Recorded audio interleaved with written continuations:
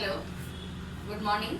Welcome to iOS Online Tuitions for Judicial Services. Today we continue with the Evidence Act. Last class, that is yesterday, we did about section 126 which deals with professional communication. Now we are going to do section 127. 127 speaks about section 126.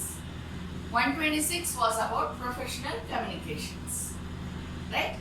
126 to apply to interpreters, etc.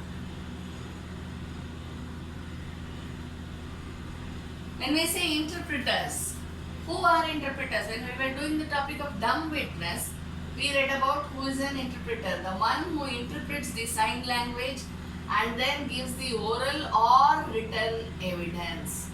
Written translation of the sign language is known as an interpreter. When we are talking about interpreter, we also shall think about translators. Translators are those who translate from one language to the other, okay? So we have to talk about the interpreters, we have to speak about the translators, we have to speak about the clerks and the servants. Of whom? Of professionals. Understand? So what does section 127 say? 127 speaks about section 126. 126 we know, professional communication. When it will be deemed to be under oath of secrecy, and when should it be? When should the information which is got by the professional should be given out as evidence in the court? We have read everything under section 126. So the same rules which are applicable under section 126 to professional communication shall apply inter alia to section 127 when it covers interpreters, translators, clerks, servants of professionals. When we say clerks, we know that it is official in nature.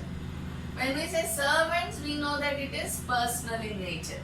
So it doesn't matter whether they are the official staff or personal staff of professionals. What is important is the rules of professional communication applies to the interpreters, translators, clerks and servants of professionals. Of course, interpreters and translators do not come under the category of clerks and servants of professionals. Understand? So that's why I have written it over here and these I have written it here. So that should keep you clear. Okay? So interpreters, translators, clerks and servants. Clear? This is section 127.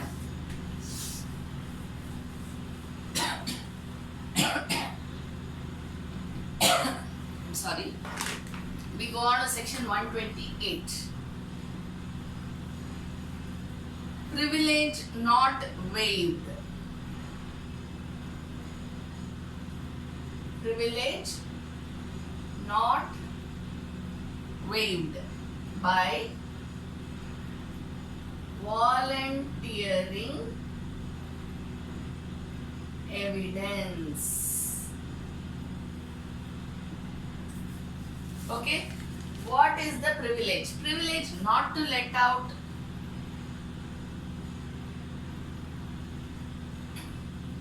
the information. Who has this privilege? Sometime back we read, right? Official communication, professional communication, right? Communications during marriage, all these come under the privileges. So privilege not waived by volunteering evidence. If suppose there is a person A and B, A says, though I have the privilege not to let out the information that I know, yet I volunteer to give evidence before the court. Understand? So just because he has volunteered, it doesn't mean that later he cannot go back on it. Understand? So first, if he volunteers to give evidence, that doesn't mean that he cannot go back on the on his statement saying that, okay, I don't want to give evidence. Even if he says, even though he has voluntarily told that I want to give evidence, and then later he says, no, I don't want to give evidence, it is not at all a problem. Just because then the court cannot point out, you were the one who volunteered to give evidence, now why do you want to retract on yourself? So the court cannot question, nor can the other party question, nobody can question. Understand?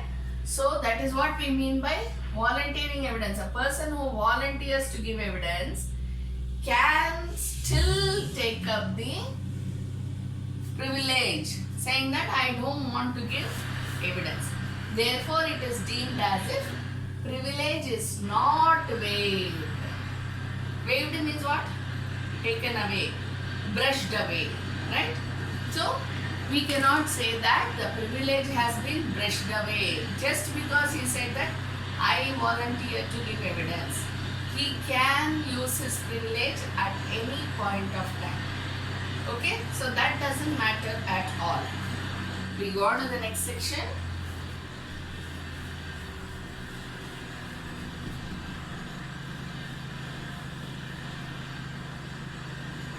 (129).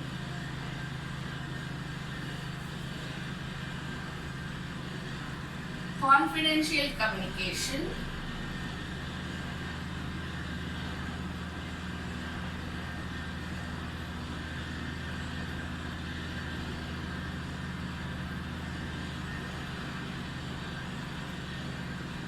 with legal advisors.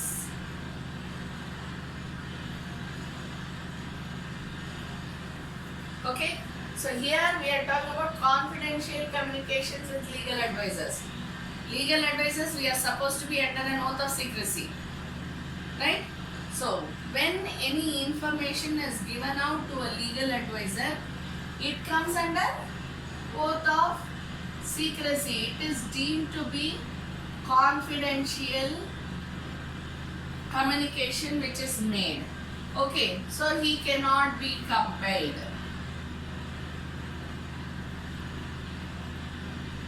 Okay, so if he says that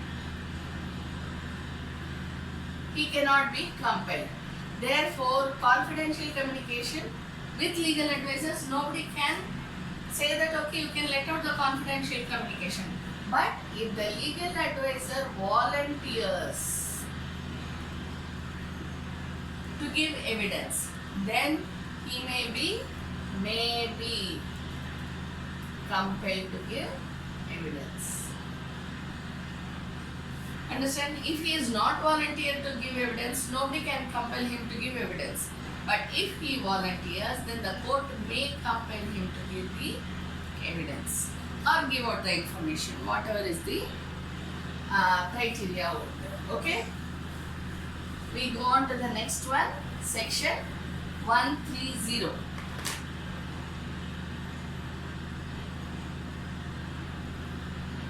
Production of title deeds of witness, not a party.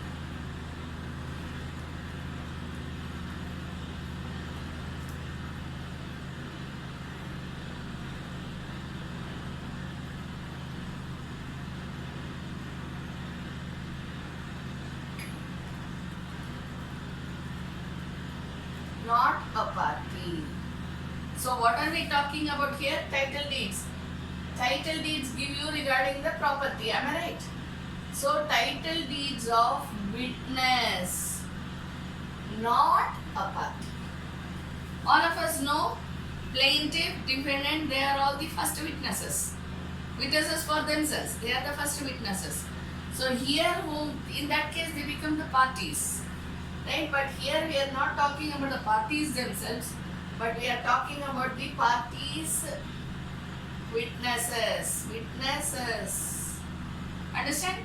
So when we are talking the parties' witnesses, there cannot be any compulsion. No one can compel a witness to produce the title deeds of his property. Understand? Unless such production production is important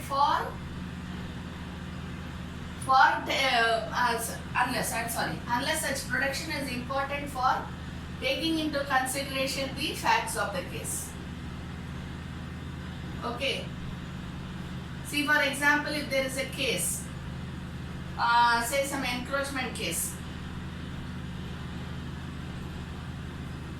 A has filed a case against B. Okay. And it is very clearly proved by B saying that, no, Your Honor, my property is as per the measurement. His property is also as per measurement. I have not encroached. But actually, he should have filed the case against C, Your Honor, because C is the one who has encroached upon A's property, not me. If there arises a dispute like this, then he may be called upon to produce the title deeds. If it is going to have an impact on the facts of the case or the decision thereof, then the witness may be asked to provide the documents. Understand?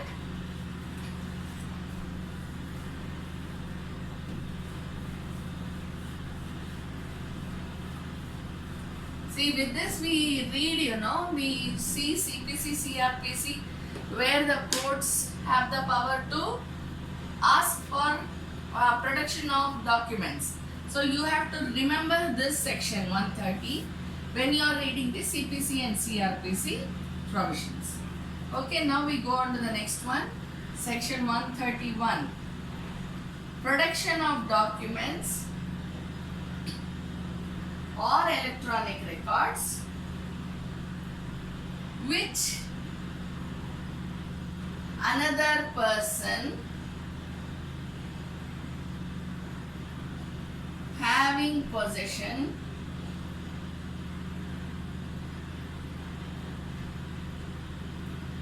to produce.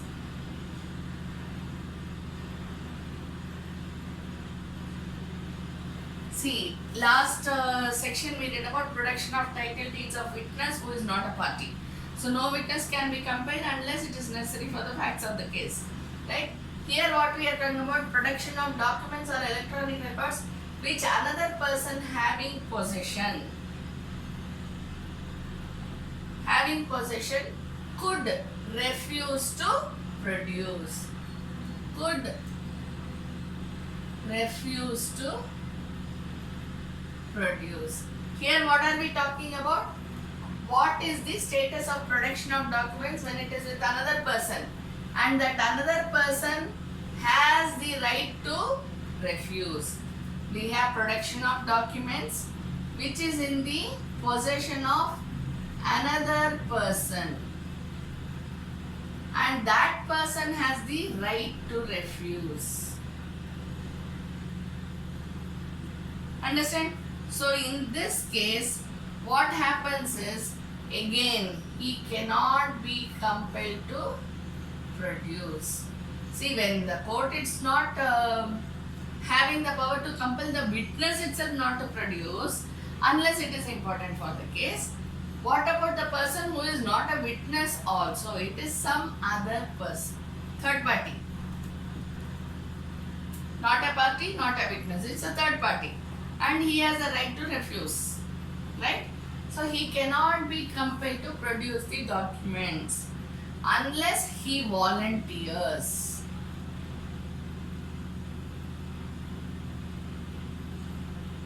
If he volunteers, then it can be compelled, but not otherwise.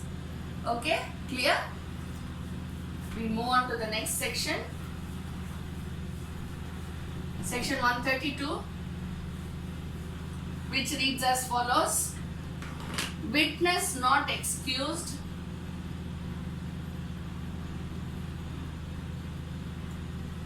from answering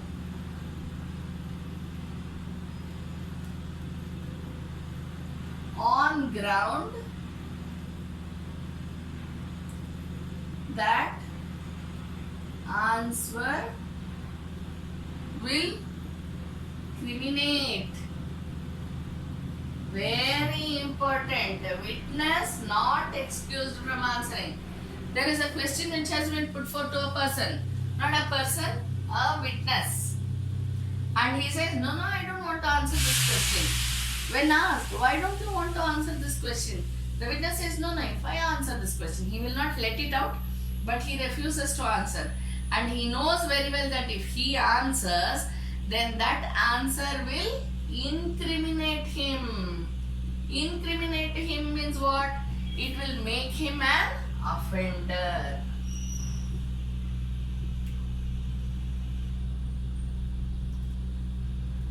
Criminate means incriminate. Incriminate means what? It will make him an offender. So the witness says, no, I am not going to answer the question. See, we have already read about alibi. Right? During cross-examination, suppose the lawyer, the advocate, the defense counsel, the prosecution asks the accused, I have tickets which have been cancelled. The same tickets which you have showed that you went on board and you went to that place, you were there at that place at that particular period of time.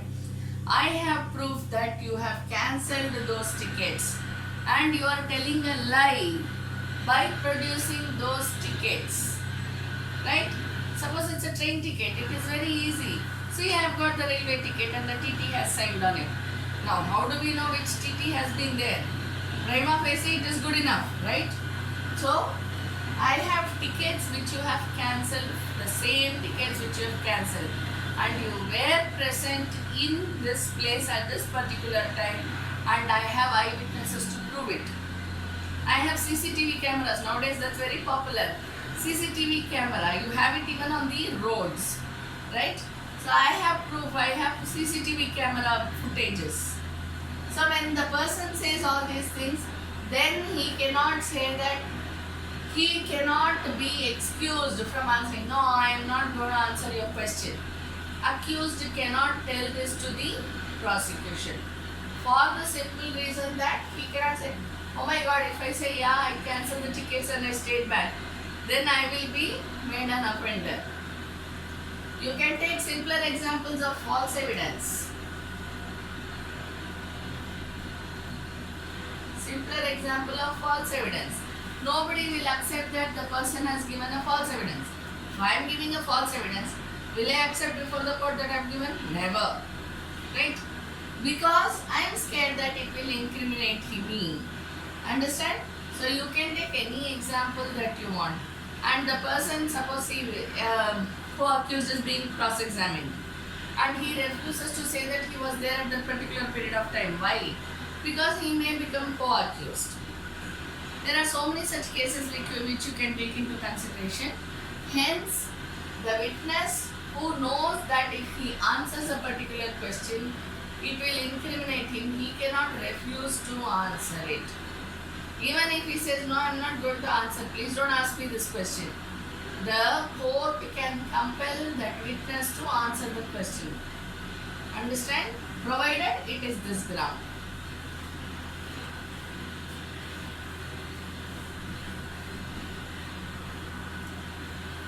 Section 133.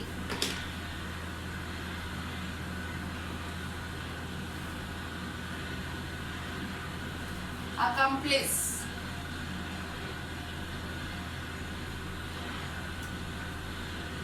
Who is an accomplice? Anyone who has assisted. If we have to tell in general terms, then it is an assistant.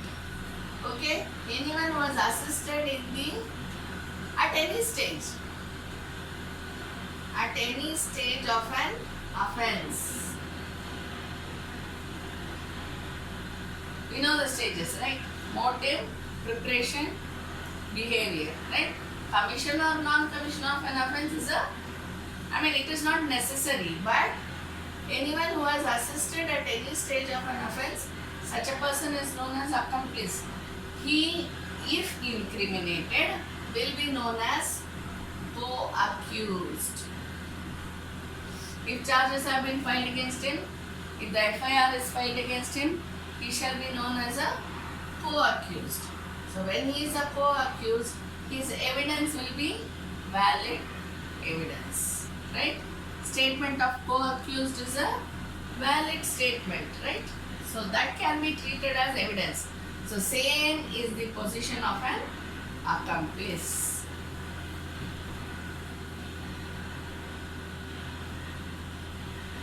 We go on to the next section, section 134.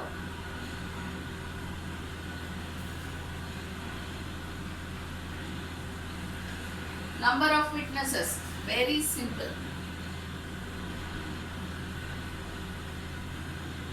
Have you ever seen any court saying that only so many witnesses have to be produced, not more than 10, not more than 5? Have you ever seen this in any of the cases that you attended? No. Why? Because the law does not stipulate,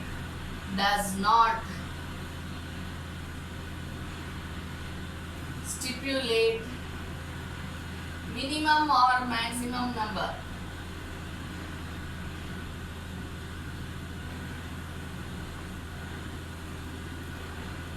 Minimum or maximum number of witnesses. Like how you have in Companies Act, you don't have any stipulations. For example, in IPC dacoity, 5 persons at least should be there. Unlawful assembly, 5 persons at least should be there. Writing, 10 or more persons. But when it comes to the number of witnesses, you neither have a minimum nor a maximum. Some of the cases go without producing any witnesses. Even then it's okay. It is deemed as valid. Clear? We go on to the next chapter.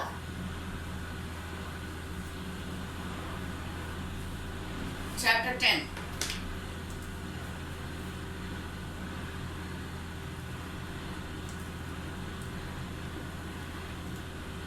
What does chapter 10 speak about? Of the examination of witnesses. Of the examination of witnesses. Section 135. Order of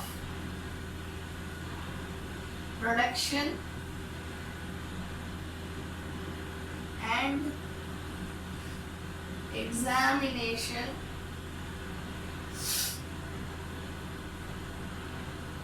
of witnesses. Order of production and examination of witnesses. Should I teach you this? We have already read. Where did we do? We did it in burden of proof. What does burden of proof says? The burden of proof first lies on the person instituting the suit or the case. Instituting the case and then moves on to the other party. So who will produce the documents and the witnesses? Who will produce the witnesses first? Obviously the person instituting the case. After him, the other party or the parties shall produce the witnesses. Okay, that is the order of production. First by the party instituting the case, then it goes on to the other party. Section 136. Judge to decide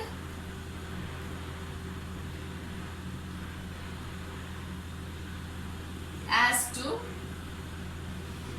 admissibility of evidence. This also we have read, right? When did we read it? When we read that judge shall take cognizance of a case. Judge shall admit a case on the basis of prima facie evidence. How should the prima facie evidence be? It should support the facts of the case.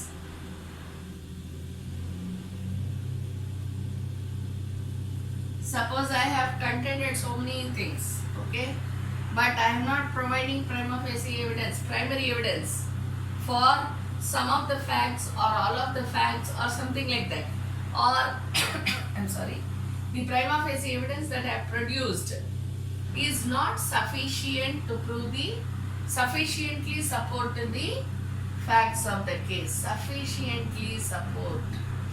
See, each word that you write is important. Why do we write sufficiently? Need not be 100% supportive, right? So it should sufficiently support the facts of the case. Only when it is done, so what will the judge decide? Judge to decide regarding the admissibility of evidence, he will first see the prima facie evidence and admit the case. Apart from this, he will see whether it is supporting the facts of the case, right? He will see if it is supporting the facts of the case and who has produced the documents. If it is sufficiently supporting the facts of the case, then it will be admissible. Number one. If it has been duly executed, we know what this means because we have already done it in 2-3 times, in 2-3 sections. So, if it sufficiently supports the facts of the case is 1, then it shall be admitted. If it is duly executed, it shall be admitted. Okay? Of course, shall presume, may presume also plays a very important part in this. So, wherever the documents are duly executed and it relates to the facts of the case, the judge shall deem it to be admissible. Understand? We have always already seen tamper. I mean, again and again we go back to the same sections because those are the sections which we should look at. Understand? So these will be the main criteria upon which the judge will decide as to the admissibility of evidence. Okay? Thank you.